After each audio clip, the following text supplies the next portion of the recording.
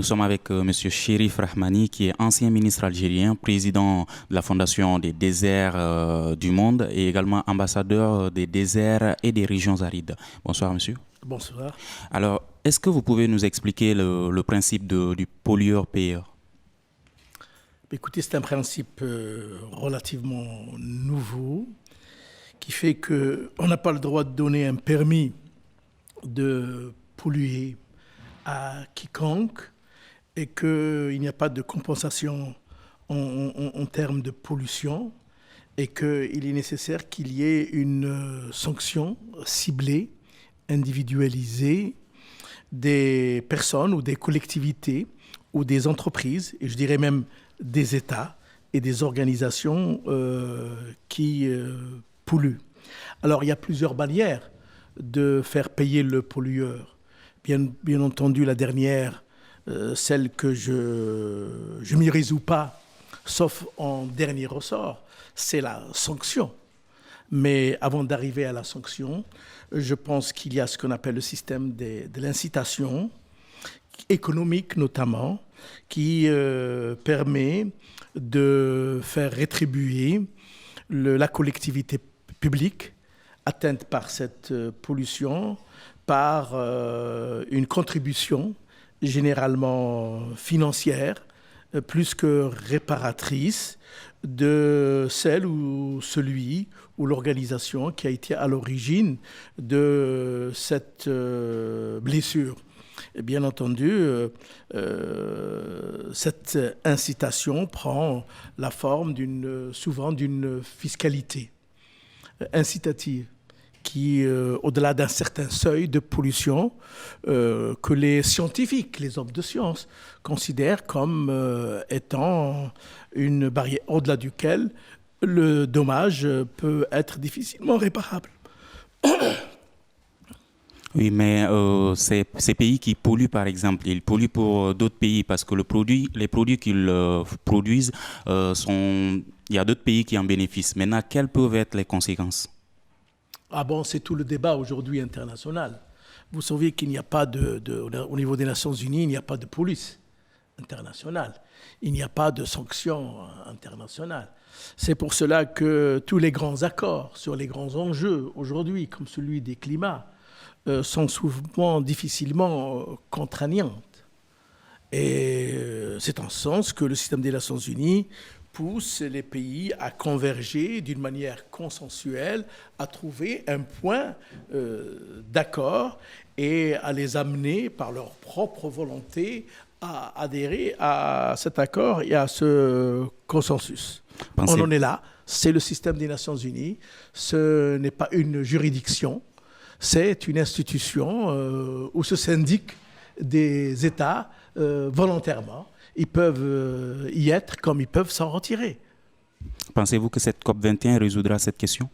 Moi, je suis relativement optimiste. La France a fait un très bon travail, notamment en avant, parce qu'une organisation comme celle-là ne se gagne pas pendant les jours de la négociation ou les derniers jours de la négociation.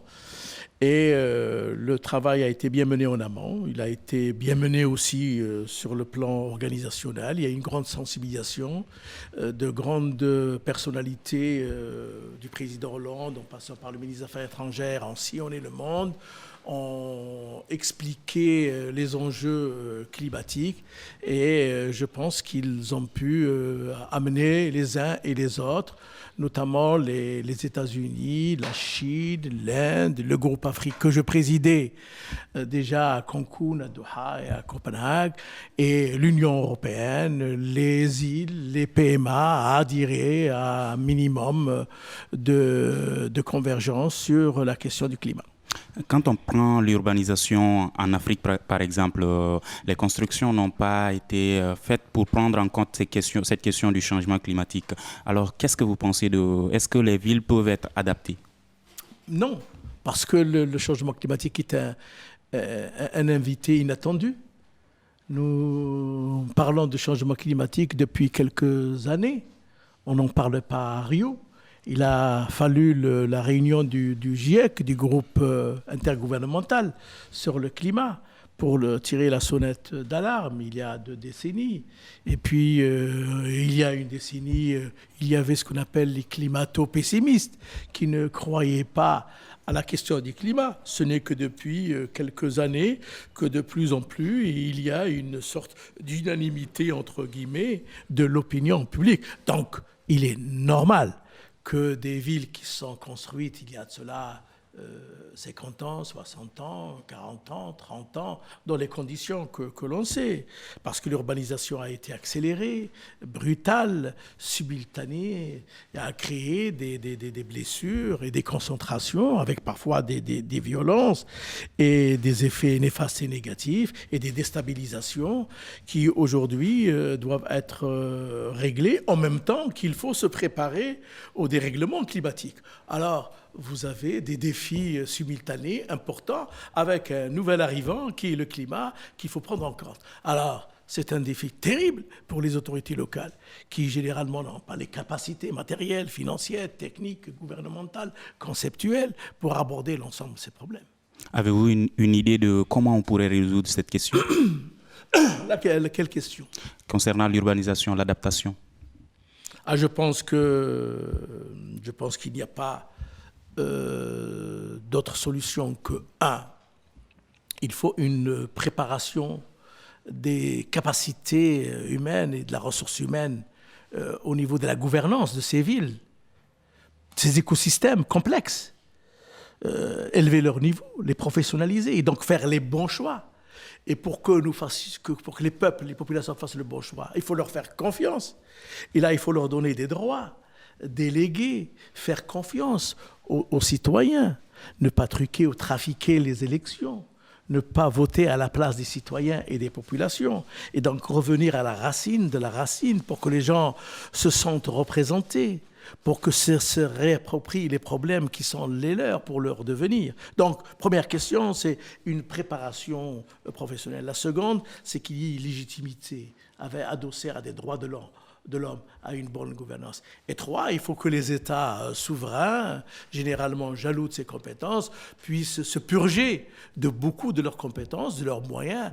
Et là, également, nous heurtons aux égoïsmes des États centraux qui, généralement, n'acceptent pas de déléguer et de laisser dériver une partie des compétences. Généralement, quand ils délèguent surtout des problèmes.